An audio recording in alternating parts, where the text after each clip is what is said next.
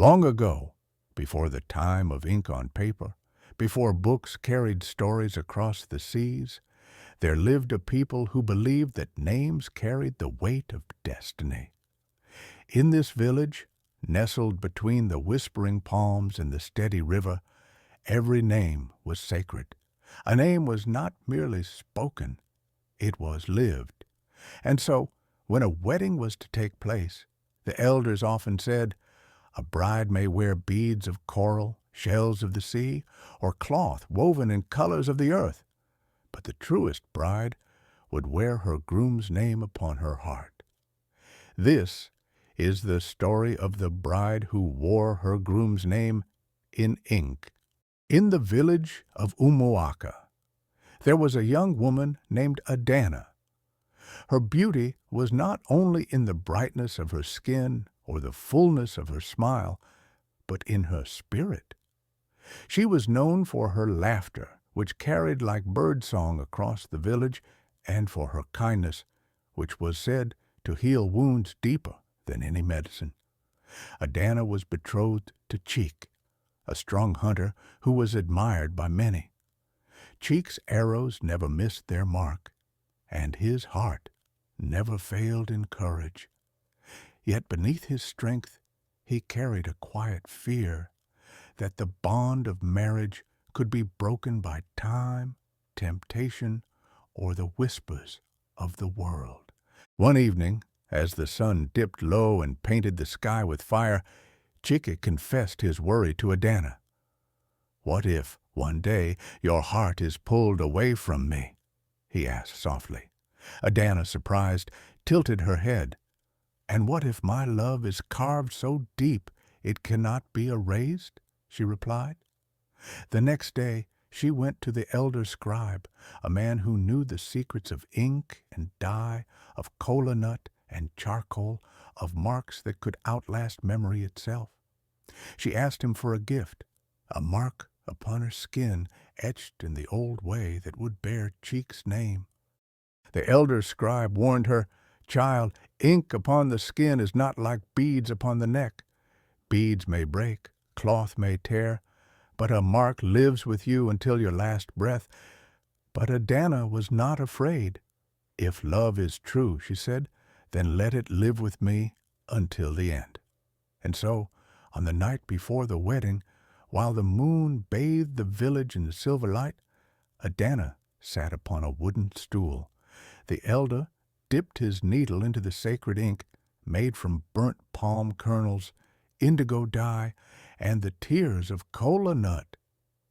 With patient hands, he inscribed the letters of Chike's name along her arm, not in a way the world could see easily, but in a way her soul could feel.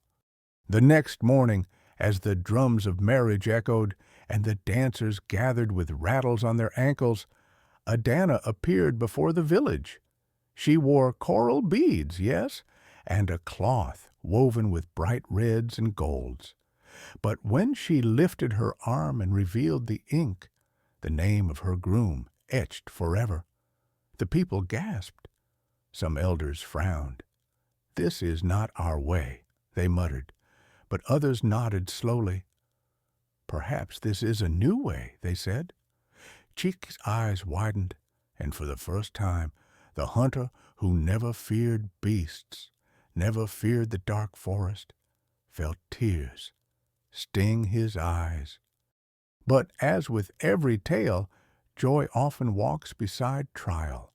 For there was a woman in the village, Onyeka, who had long admired Chike.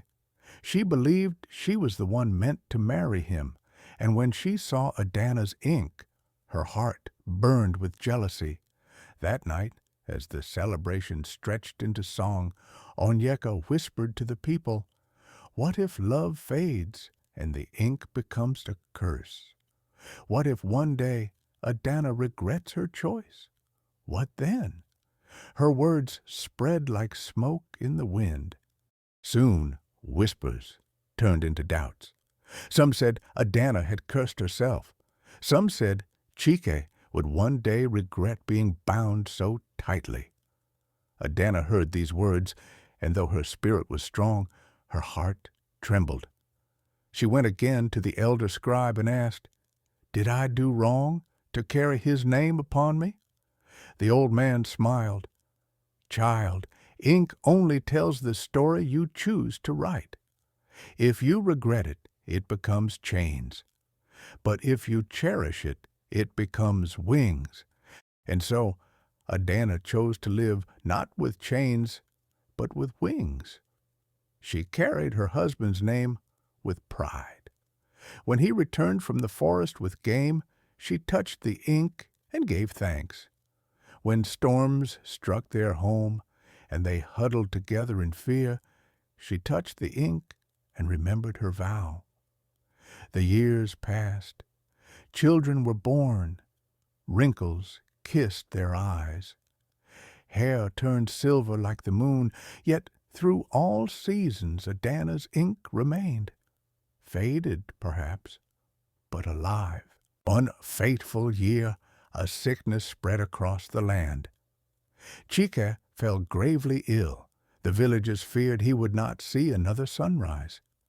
Adana sat by his side, holding his hand, her tears falling onto the mat. In her despair, she rolled up her sleeve and pressed the ink of his name against his chest. "Even if death takes you, your name beats within me," she whispered. And some say that at that very moment Chike stirred, opened his eyes, and breathed again.